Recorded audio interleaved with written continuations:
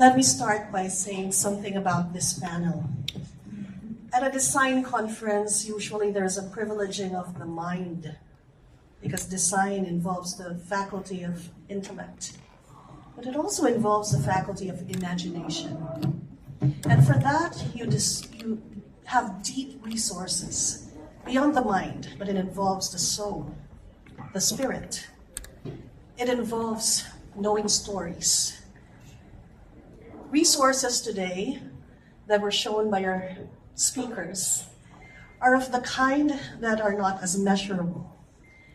It can't appear in a curriculum how a person remembers. And I don't mean remember memorization, but a deeper memory. Something more primordial. Something that evokes a response. Design is supposed to do that. Design is supposed to make you feel things. It's supposed to make you feel your heart. In this panel, which is also a Filipino panel, I know it's an international conference, and I hope that the foreigners who are our guests here, after we've talked to one another, you'll have a sense of the grief we hold in one hand and the hope in the other. I heard your voice cracking because I was listening to you deeply. My heart was listening to yours. And I heard your voice crack when you were saying the word kapwa as a web of care that catches our people in the absence of formal structures. The first panel was about happiness. And of course, Filipinos know how to be happy. But there is grief that causes us to say happy despite. This panel is about truth-telling, and that is why it is filled by storytellers. And that's why the panel's title is Once Upon a Place. A place is not some inert background. It's not just accidentally, randomly there. It is a place where the best of our resources are most activated. So we ask, what do we want the design community to be informed by?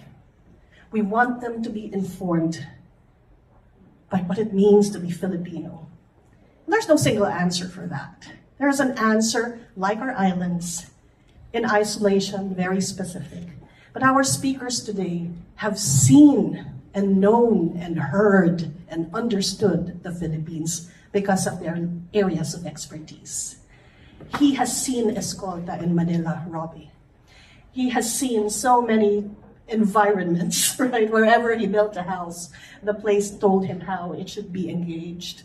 Ma'am Feliz, a food critic, she says, why am I in this conference? And I say, it's precisely because you know how we nourish ourselves and you understand our islands. And of course, we have here two young artists. When you showed your projects, I was thinking, what should inform design should be that whole interdisciplinarity of our politics, our environmental policy, our environmental degradation, but also our myths, our folklore, our words, our language, all of that together, woven, should inform design.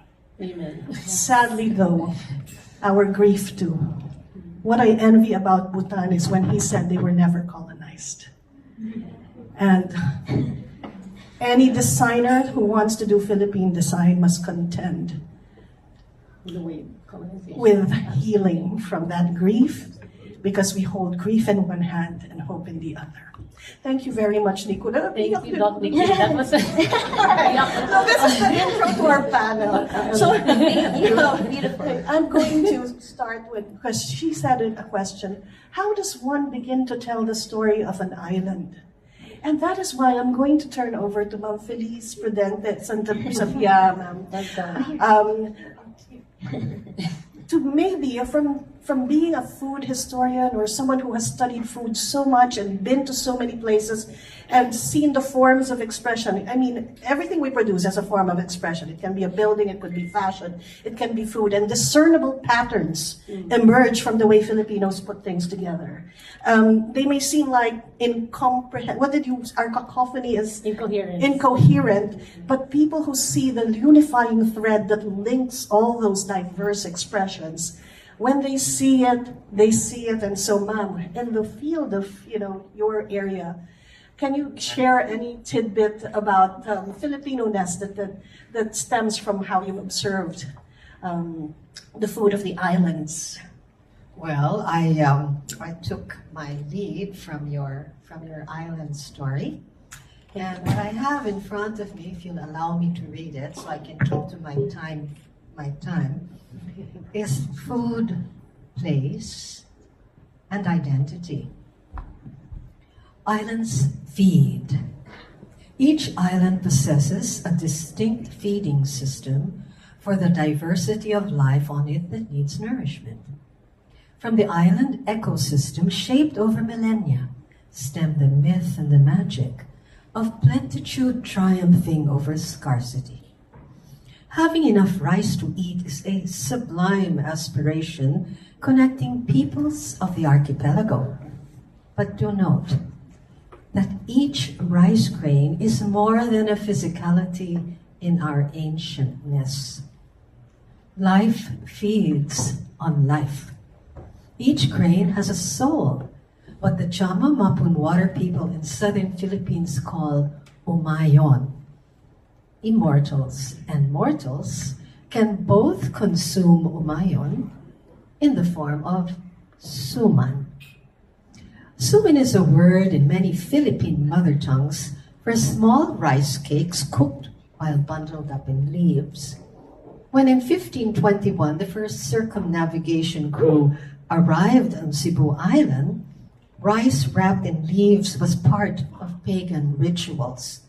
Nagsusuman meant offering to pagan gods during the 16th century. There are hundreds of suman variations enjoyed as snacks. There is no exactitude in the way suman is made, even as an offering. There is similarity, but no uniformity. When honoring sacredness, perhaps it is intention that matters and not identicality of form. There's no single way to make suman or to cook adobo, pancit, or any Filipino food. Diversity is respected.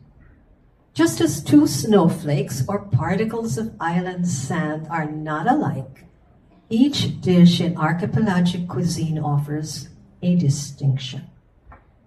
Perhaps uniqueness and personalization are the custom here in the Philippines rather than conformity, because it is in cuisine. Notice our marching soldiers. There may be preciseness, but no crispness, no absolute sameness when deconstructed into details. Filipino precision could be just like the tropical jungle, seemingly untamed. But the question now is, can an island, whether using its natural form or perhaps in conjunction with, can the island use its designed and cultivated metamorphosis to sustain the island's function of feeding life? Clap. Can I clap?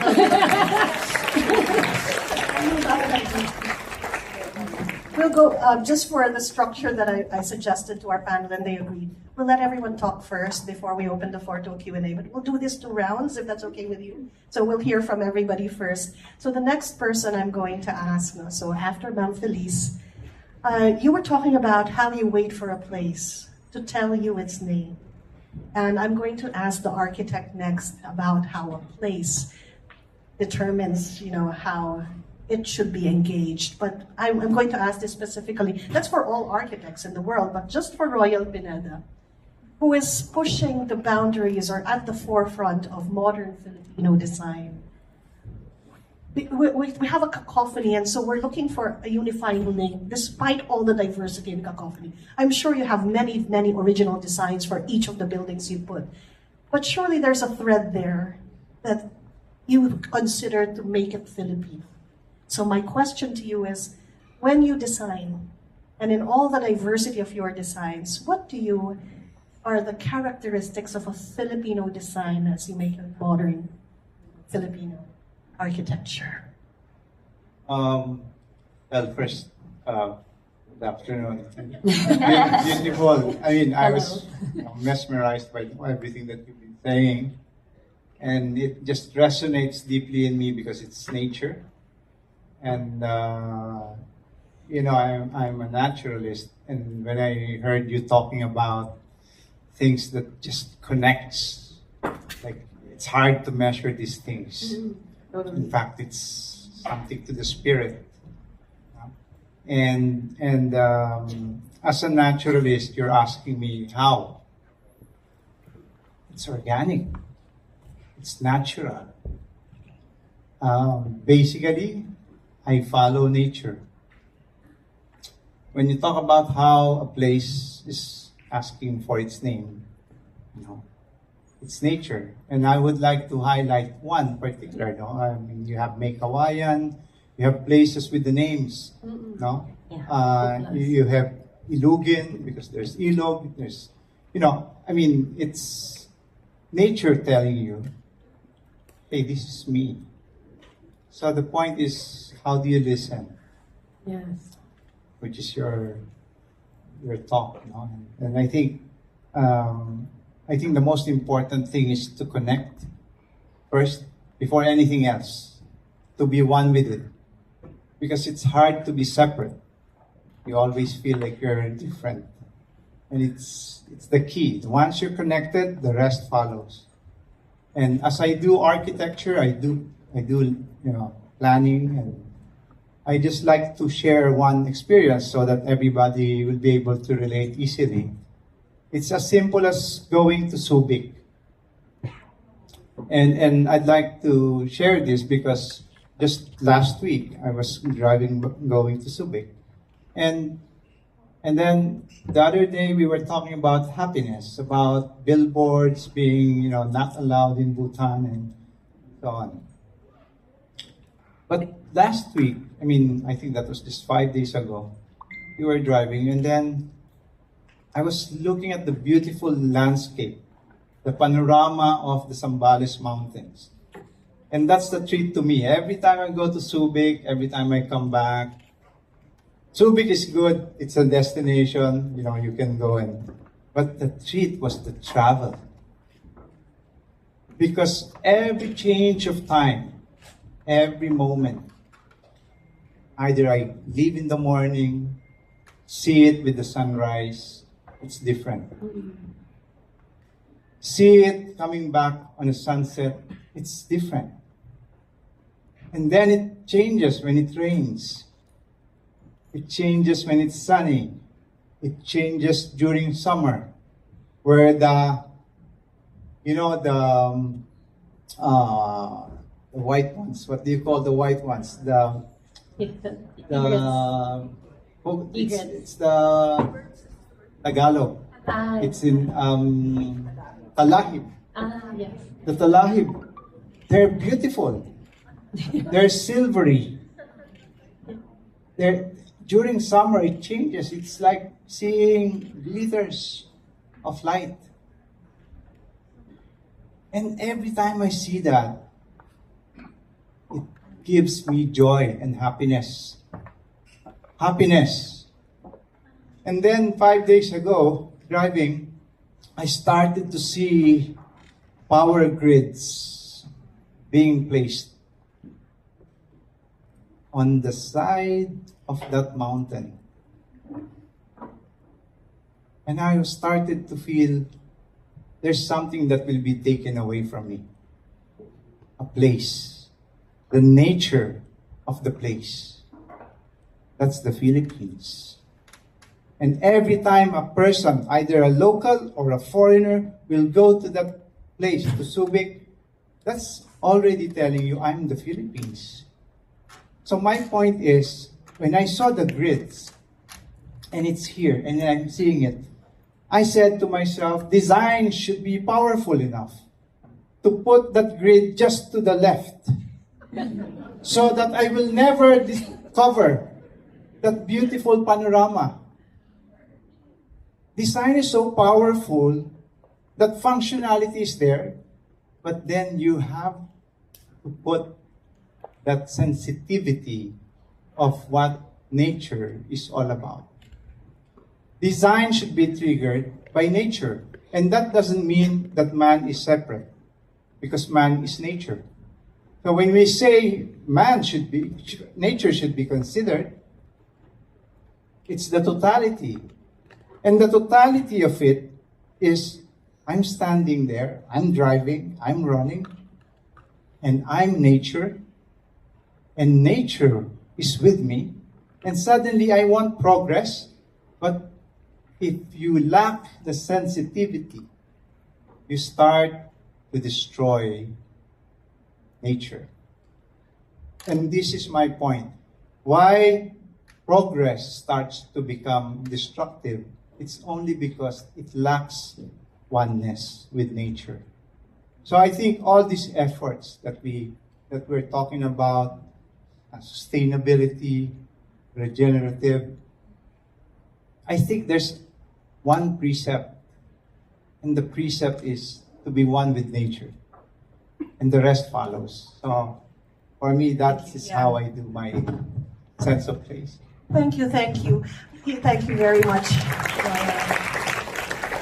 You know, Nicola, you were saying there must be, islands are not just a place. They are a sensibility. He's talking about Subic, but I sense in that way of seeing and sensing that island and even archipelagic sensibility. You know this saying we always think, ang hindi marunong lumingon sa pinanggalingan, di makakarating sa paruroonan. You can interpret that from an orientation perspective, because when you're on a boat, you have to always see that the island I'm leaving behind will tell me my direction. If this mountain is to my right, if that big tree is to my left, this is my orientation. I should always know how to look back. Not that we'll be stuck in the past always, but it is our future is guided by our sensitivity, our way of seeing that informs our direction. And I don't just mean that in a physical sense and geographical sense for navigation. It is also in an intellectual sense in terms of imagining this country's future.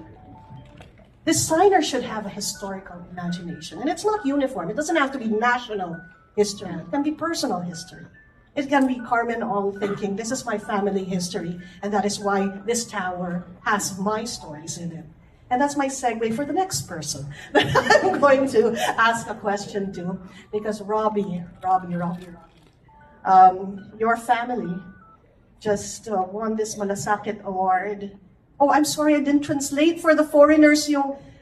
Oh, thank you. But the expression was, if you don't know how to look behind you, you will not reach where you need to go. And sorry about that. Okay, now, Robbie's family, just for a brief background, they restored but transformed, revived a heritage building in Escolta, which used to be the commercial district. You can tell more about the building. But my question to you is, you were already well lodged in another country.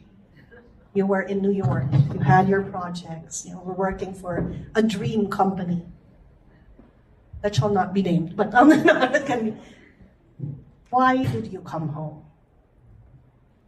I think to some degree, the country we grow up in tends to plant its own seed in us as we grow up. And I was born and raised in the Philippines until I was 18 years old. I grew up with a stark contrast of what it meant to be Filipino as well, culturally speaking, and in the way that we deal with what life gives us. To some degree, what happened as well is that I also gained a lot of reasons why I wanted to leave the Philippines throughout those 18 years.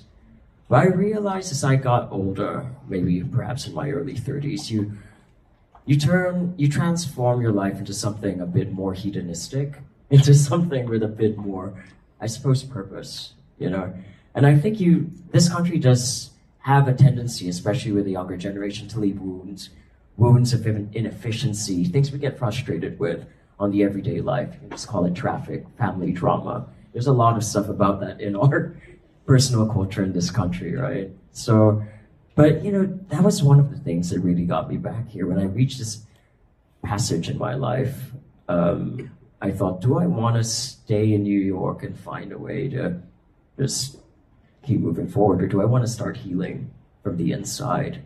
And that's where coming back came into factor, because it also meant reconnecting with old friends. It also meant becoming the new glue by which they would all be bound.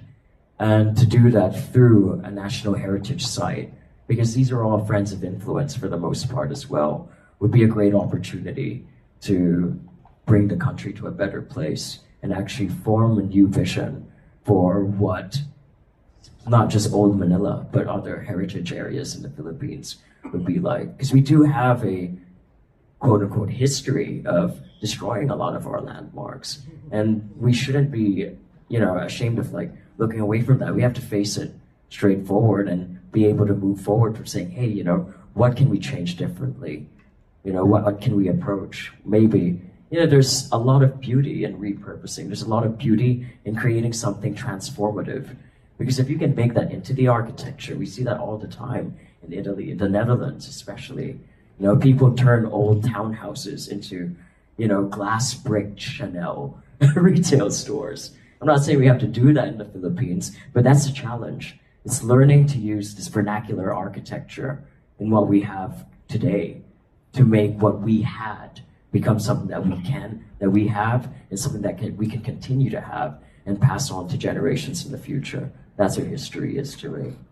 Robbie, I'm not ready to leave you just yet. I just remembered when Royal was sharing about seeing the sunset, seeing the sunrise. I remember hearing a story from you about paying attention to the sun and doing that for your building as well. Can you walk us through? Oh, yeah. So, that's the thing. I was also part of I actually minored in architecture and urban design at Parsons in New York. And we had this one instance where it's in New York, they have this phenomenon called Manhattan Henge, where in certain periods, maybe once every 4 years, you actually get the sun come down right in the middle of the building. Right in the middle of the buildings, especially when you go from about 11th Street to around 34th Street. It's a really beautiful thing, because then it's a beautiful ambient ambient sundown at that point. And anyway, I was part of a team at Parsons at this time, building street seats, and we were deciding on elevations. Now the city gave us a limit strictly of about 3 feet for elevations on this bit. And I asked, why do we do this?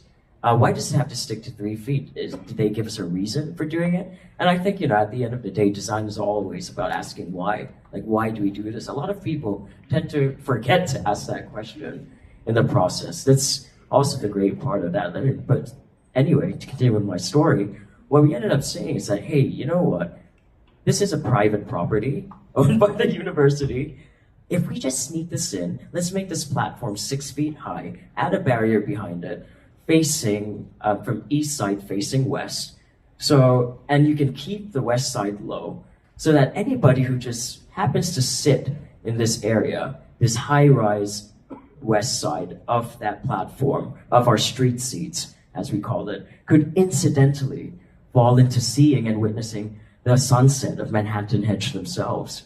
So, it is this concerted effort towards creating opportunities for experience, creating opportunities for memories, creating opportunity for what we might call happy accidents and magic. And how did that experience of yours inform a decision in restoration or? Yeah, precisely. So, most recently, it's actually something that we do with our space at First United Building nowadays. We previously had an attic that was left on its own. For the most part, this is all about creating opportunities for experience, opportunities for human memories that humans can create for each other. Because at the end of the day, people are the real instruments of human memory.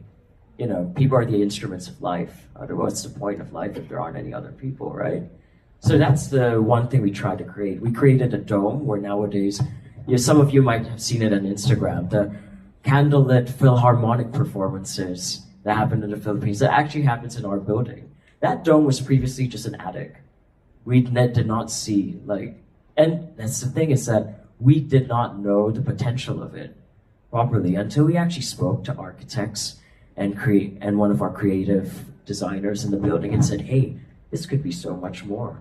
And it's about, as we said, listening to that cacophony of voices, being able to unite what all of these artists say. And in the same realm, our most recent project is actually the opening of a mezzanine floor that we have overlooking both our front lobby and the Hub Make Lab, which is our experimental retail space in the building.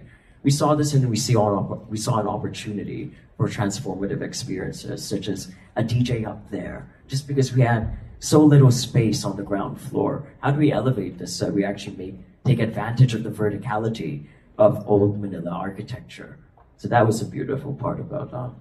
Thank you for giving us a peek at the insider's view, because most heritage buildings, we look at it from outside, but that you've been challenging us to change our perspective on it and look from inside, from an insider's perspective. Royal, I didn't forget that I asked you a question you didn't answer about Filipino-ness in the modern Filipino design agenda. As you push that agenda, what things Filipino are you pushing within that design agenda? Well, I would like to anchor it to the sunset, which is part of what I talked about. And as I've said, listen to nature, have the sensitivity, turn it on, be connected, be one with it.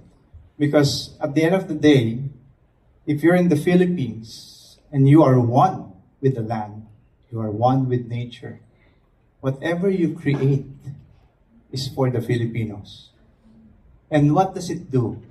If you're truthful in addressing everything, what the land is asking for, what the Filipino is asking for, they needed to see the sunset, they needed to be elevated.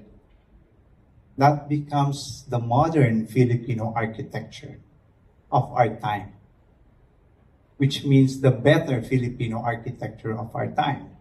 Because take note, Filipino architecture of that time, Bahay Kubo, Bahay na Bato, and all of that evolution, they were Filipino architecture of its time.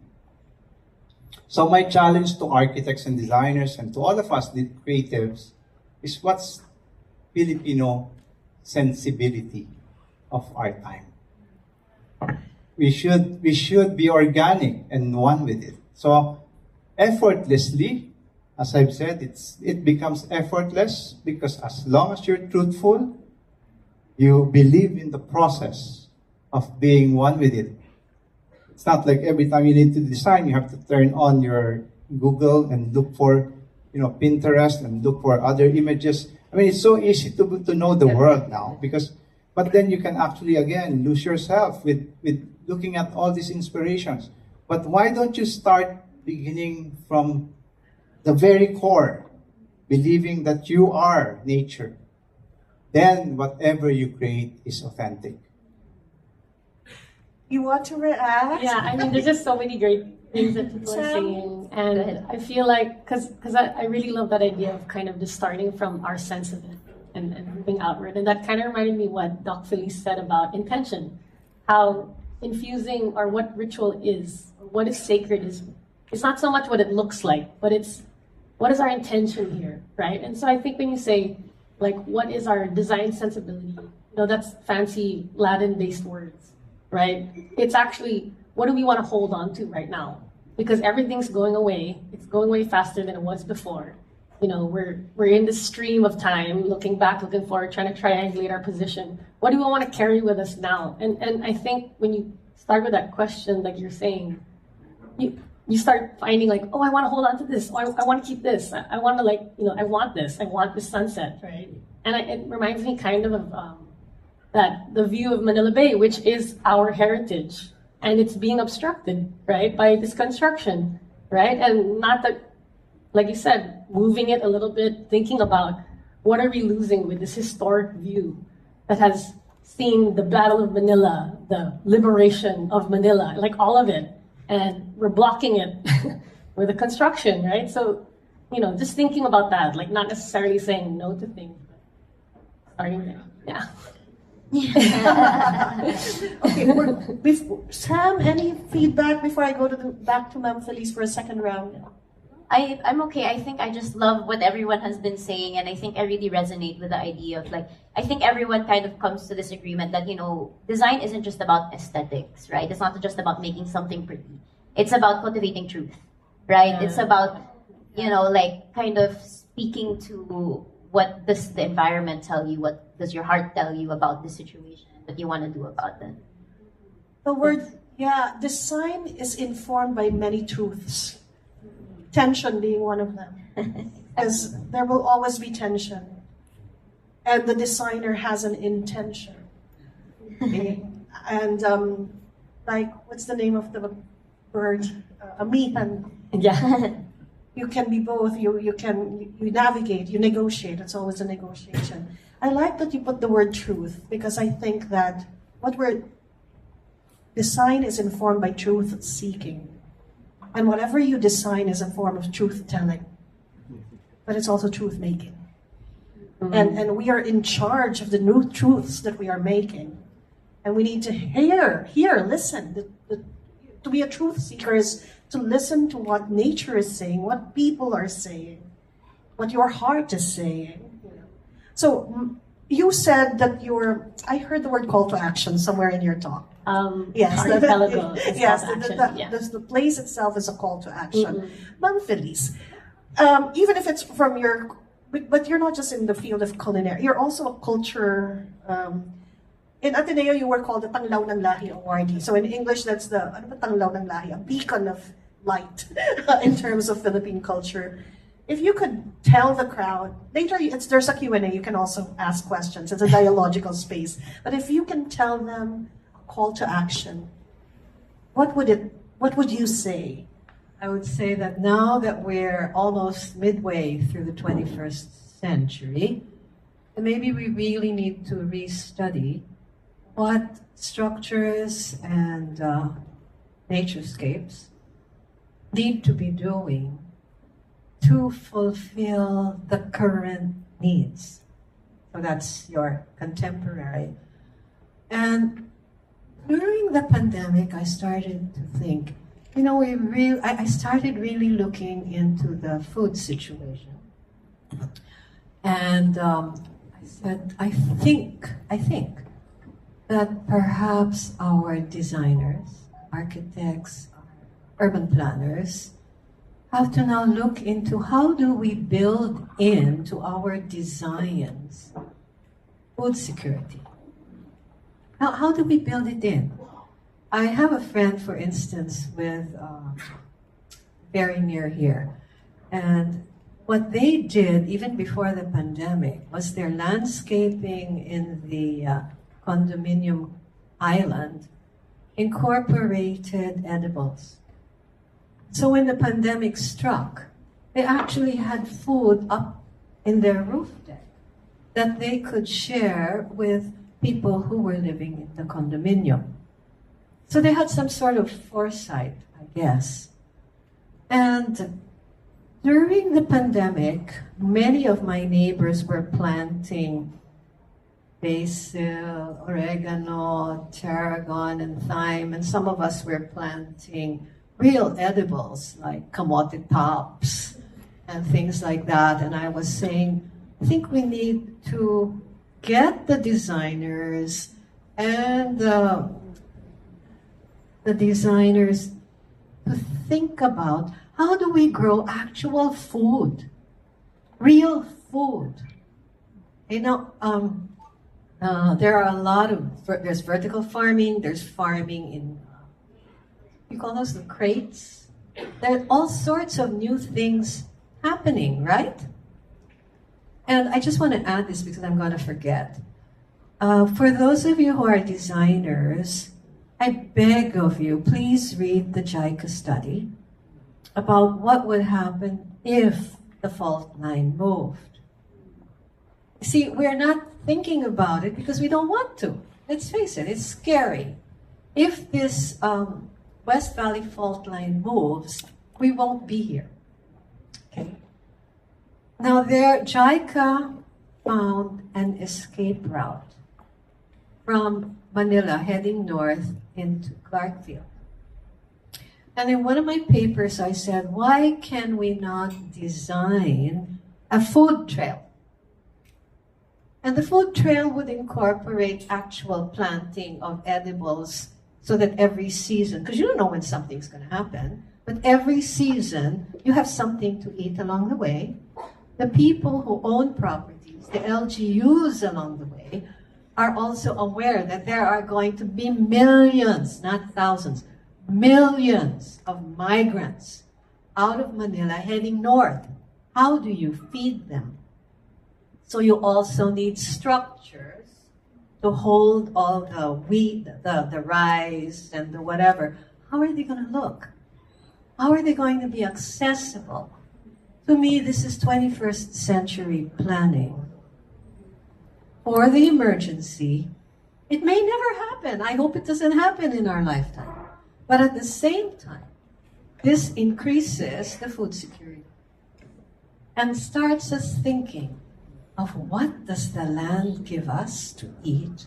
What do we owe the land so that the land can continue fertile, healthful, lush, part of our human ecology? Okay, yes. I'd just like to share.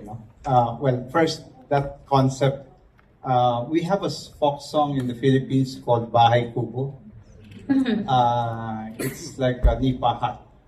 But in the song, it tells you that, they have vegetables, they grow many things, like you're saying. It's like, so the principle of well, we call it now, technology of having these roof gardens with vegetables and all. But our ancestors, that's common sense. That's practical. They had the wisdom of subsistence. Yeah, Yes, yes. because they were connected. They were one with nature. And I think somehow we lost that. And part of the design is like when you mention about food security and all, you're talking about fault line and basically that's nature. We're listening to nature, we're starting to take that note, hey, we have to respond to this later on. So it's triggering us to design. So what we did in the government, when we collaborated, we did the NGAC or it's the iCloud of Malacanang in Tarlac. And you mentioned about the food security. Now, BCDA or Clark, they have placed and now planning to do a 60-hectare of a food hub in the north. So, design is triggered by sensitivity to nature. And that makes us a part of the entire cycle. Because I was listening to what you mentioned, if we are the storyteller or we are The the story. story. I think we're both. Because we are now doing this because we're responding to nature, but at the same time, it becomes a great story to share for the next generation to say, hey, this is our history and this is what we did this time. So, just wanted to add. Okay, I was given a sign to start the Q&A. So for the members of the audience who are interested to ask a question, I would ask if you could stand up and line up so that our mic goers can already station themselves in the aisle. And it will take as many as our time would allow. So if any of you are interested to ask a question, do I see any hands? Please do start standing up and walking towards the aisle. And our mic, yes, please start going towards the aisle so that you can. I see a person already here. Yeah. So if you have burning questions. Hi, hello. Good afternoon.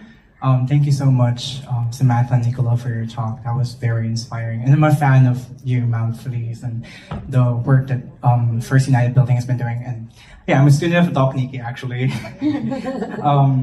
I think what really tied the panel together is how it brought to the fore how design engages with communities, sort of interrogate and perhaps maybe construct a sense of Filipino-ness amidst the grief we hold on one hand and hope on the other. That was really beautiful.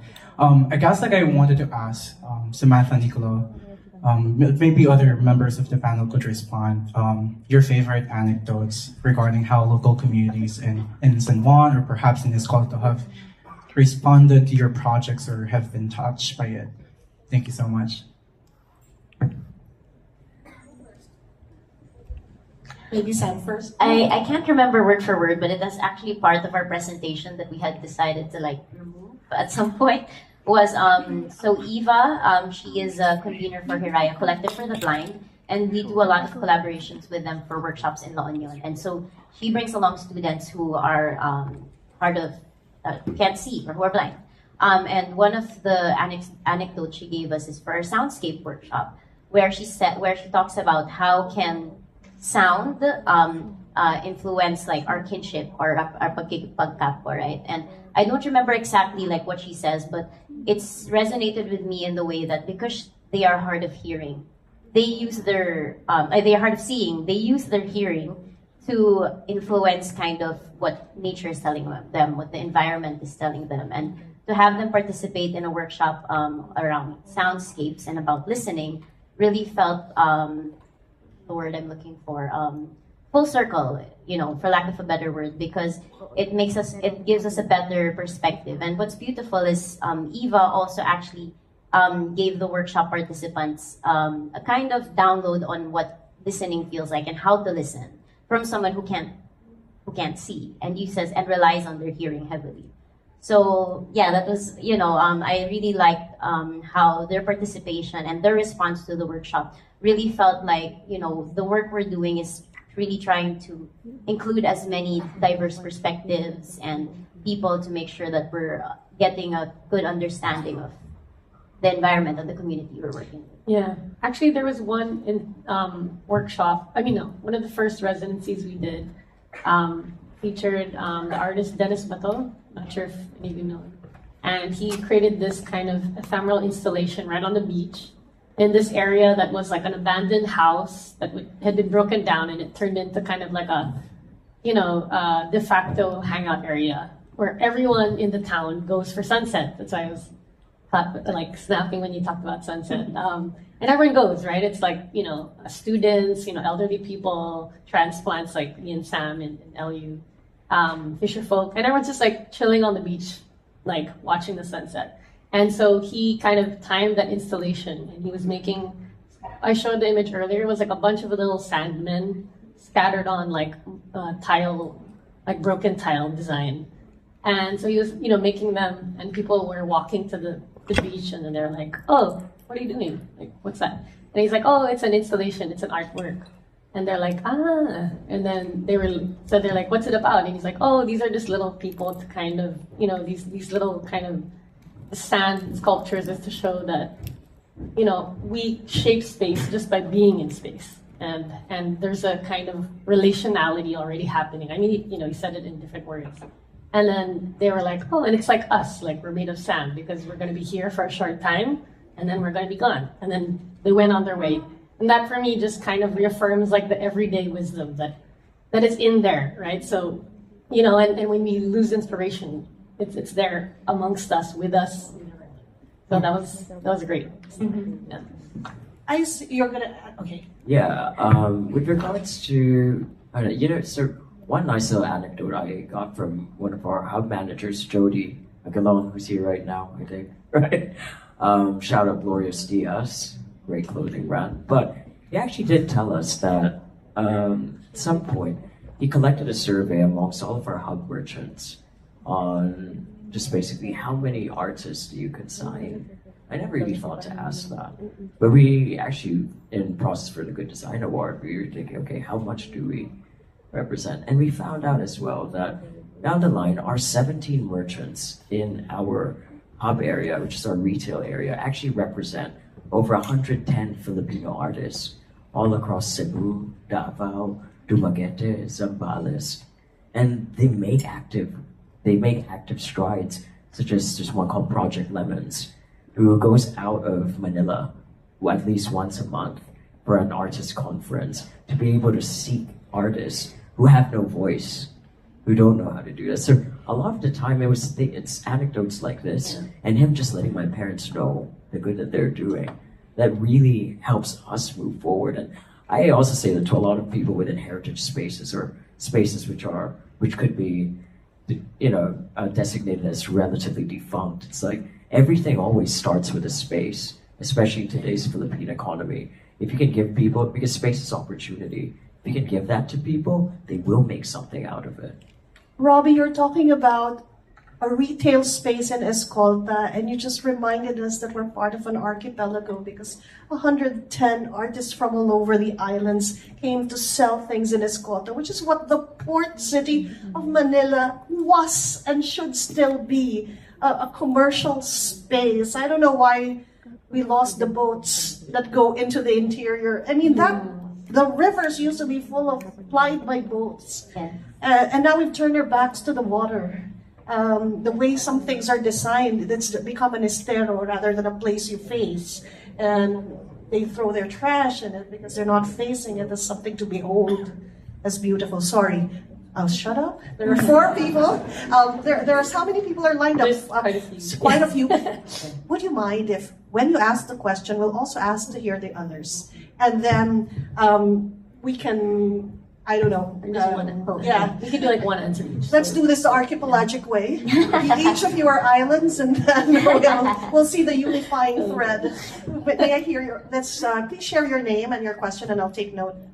Hi, my name is Dane, and I'm very touched about what did Emerging Island did at La Union. As someone from Zamboanga and a native speaker of Chabacano, what advice can you give to someone like me who wants to create or design a platform to preserve and promote the arts and culture of Zamboangueños and even the indigenous communities like Yakan, Tausog, and Sabal Bajau, which I also speak their language?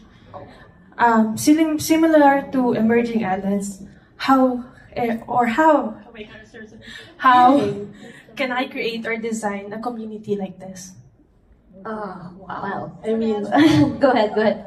Or Okay, they want to answer already. They cannot stop themselves. Go ahead. Nicola, go ahead. I think you're already there. Like you are connected to that, and just look for people to listen to, like the elders. The stories that you need to gather. Like I think that's a good place to start. And once you start looking for the stories, it'll kind of lead you on to the next chapter. Exactly. Yeah. I So think. I think yeah. Go ahead. I think a nice thing also is like what Nicola said, is about it's the intention, right? You're already there, like she said. You already want to do the work, and I think something that I think we also realized on the way of doing this is as we kept opening stories, more stories kept coming to us. Like as we're talking to more artists, there are more stories being revealed, more truths being told, and that's what will happen as long as you kind of set that intention to just want to understand. And I think a good way to think about it, this is from Dadu Arayan actually, he's the Dadu that we work with in Bukidnon, is someone asked him, how do I connect with my ancestors if I don't have any heritage there? And he said, do your feet touch the ground? So, I take that with me everywhere now because for me, it's a good way to understand how you can connect with your community. Your feet touch the ground, your sister's feet touch the ground, your neighbor's feet touch the ground. You have that in common and you can kind of take that with you as you kind of approach your community and how you want to tell your story. Thank you. Okay, I will really ask the others to Sorry. ask the Yeah, ask all the around. questions, Yeah. and then I ask our speakers. Please latch on to those questions you have answers for, Yeah. and I'll call all of you one by one again for our closing. Yeah. Okay, please go ahead. Okay, I'll leverage the fact that I'm Peachy Paking, and I leverage the fact that you have an all-Filipino panel, and I really liked when you nudged Royal to try to answer what's your Filipino-ness in your design. And my reaction was Filipino-ness is not necessarily a what or a how, it can be a why. So from the lens of design and art, and in a word, not a sentence, in a word, why are you Filipino? Okay. Let that question speak in the air. Take a moment to let it, percolate, and everybody, I think, will answer this question everybody will, that question is for everybody in the room. Who's Filipino? Go ahead. Even with the question, I'm also quite stunned to give an answer to that. But moving forward, my name is Dominic, and as we all know, as designers, it is in our nature to be as empathic as we could to all that surrounds us. And knowing that, as mentioned, humans are part of nature and everything that surrounds us is what makes nature nature. But my question is, how do we keep the balance of focusing our wants and needs and when it comes to experience? As we all know that we are trying to maintain an identity, and the very experience that we know that of our previously sa mga wait, sorry, hindi ko siya Tagalog na. Ayun, hindi, ano to, ayun. When it comes to design of trying to maintain the identity of a certain place or an area, and knowing that this somehow would be of benefit to those in the community, how do we help maintain both the wants and needs of that specific area, and most especially when it comes to humans? When we're designing, is there really a necessity for something like this, or is this something that these people would need, or is this something that they also want at the same time? Don't worry if you think you haven't caught your answer. They hear it. Yeah. I know them. they have a plan to answer you. So thank you. We'll also get the next question. Hi, I'm Thea, a bit nervous, so I wrote down my question just in case. So nature is always changing and evolving as time passes, especially in the modern era with the industrial boom and advancement of technology. So my question is, in what ways can us designers ensure that their use of natural inspiration does not exploit or harm the ecosystems that we draw from? How do we balance artistic or functional design with ecological sustainability? You know, whether we take the fruits and vegetables for our food or the wood from the trees, how can we give back? Thank you. More? Yes, please. Hello, my name is Daniel Kim, and I'm from Mapua University, student. I would like to ask, in terms of innovation, how can I know the limit between I'm innovating something and also not destroying the traditional heritage of every design? Thank you. Spot a trend, a unifying, an underlying thread in their question. So yes, please continue. Go ahead. Yeah. Hello, I'm Abby, and I'm also a student from Mapua. I'm currently also working under a small organization called Arts Education. So, as an industrial design student, of course that's like a good opportunity, but as we all know, in the field of design, there's a lot of options, a lot of opportunities, and maybe even distractions. And I guess one of those distractions is what we talked about earlier, how people always want to leave. People always want to go to a different country because that's where we think we'll thrive. And I also want to connect that to what you discussed about being part of nature and how that's like such a vast thing. And maybe this is a bit personal, but I just want to ask, how did you ground yourself to what you are doing right now? Like, how do you constantly do that? I'm pretty sure it's a non-linear journey, but I just would like to know, how do you guys ground yourself to what you do? That's all. Thank you. All right. Are there any more? Okay, so no more? Okay. I feel that the questions can be categorized generally into three. One has to do with tensions and balancing them. Balancing needs, balancing wants from nature, from people, but also, but it's about how do you negotiate? How do you arbitrate tensions? What do you do when there are things that are conflicting? That's one kind of set of questions. The other kind of question is about I'll take that from the last question, which is how do you ground yourself? But I'll leave Peachy's question for last. Is that okay? So let's just who wants to take a crack at it? Ma'am Felice. Start, not being a designer or architect, but being a very practical person and an observer. I hope that our next batch of designers and urban planners will stop building homes for those who don't have a lot of money to spend on their homes. But I have seen it time and time again. There's a highway, and on both sides of the highway are low-cost housing units. And the moment a person opens their door, 2 steps and they are in the highway. I'm sure you understand that 1, it isn't safe. 2, it's terribly bad design.